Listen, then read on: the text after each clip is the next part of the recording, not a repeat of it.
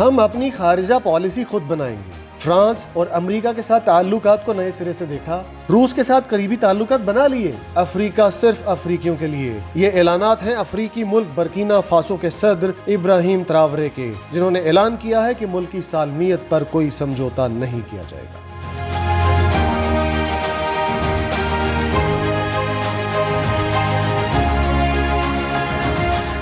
Burkina Faso افریقہ کا ایک ملک ہے جس کا مطلب ہے ایماندار لوگوں کی زمین، ایک غریب مگر ثقافتی طور پر مالا مال ملک ہے۔ یہ ملک 1960 میں فرانس سے آزادی حاصل کرنے کے بعد سے کئی سیاسی اتار چڑھاؤ سے گزرا ہے۔ ملک کی معیشت زیادہ تر زراعت پر منحصر ہے، لیکن سیکورٹی کے چیلنجز اور دہشت گرد گروہوں کی سرگرمیوں نے ترقی کی راہ میں رکاوٹیں پیدا کی ہیں۔ برکینا فاسو کے صدر کرنل ابراہیم تراورے ہیں، جو 6 اکتوبر 2022 کو فوجی بغاوت کے ذریعے اقتدار میں آئے۔ انہوں نے سابق عبوری صدر پال ہنری سانداؤ گودامبیا کو معزول کیا اور ملک کی قیادت سنبھالی۔ تراورے کی عمر 37 سال ہے اور وہ دنیا کے دوسرے سب سے کم عمر ترین حکمران ہے۔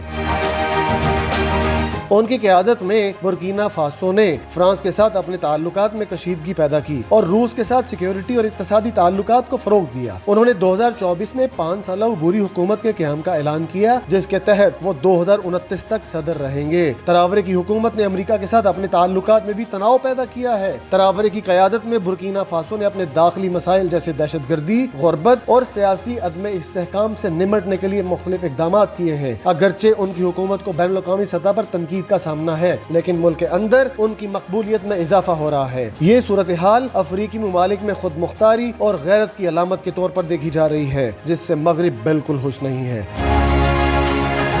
برکینا فاسو کی فوجی قیادت نے فرانسیسی فوج کی موجودگی اور ان کے اثر و رسوخ کو ملک کی خود مختاری کے لیے خطرہ سمجھا۔ نتیجتاً انہوں نے فرانس سے فوجی امداد واپس لینے اور تعاون کم کرنے کا فیصلہ کیا۔ اس سے دونوں ممالک کے تعلقات میں کشیدگی پیدا ہوئی۔ کرنل تراورے نے روس کے ساتھ سیکیورٹی اور دفاعی تعاون کو بڑھایا۔ یہ اقدام مغربی ممالک، خاص طور پر فرانس اور امریکہ کے لیے تشویش کا باعث بنا۔ امریکہ نے بھی برکینا فاسو کی حکومت پر کچھ معاملات میں تنقید کی، جیسے کہ سونے کے ذخائر کے انتظام اور دہشت گردی کے خلاف حکمت عملی۔ اس پر عوامی سطح پر امریکہ مخالف جذبات ابھرے اور حکومت نے امریکہ کی تنقید کو مسترد کر دیا۔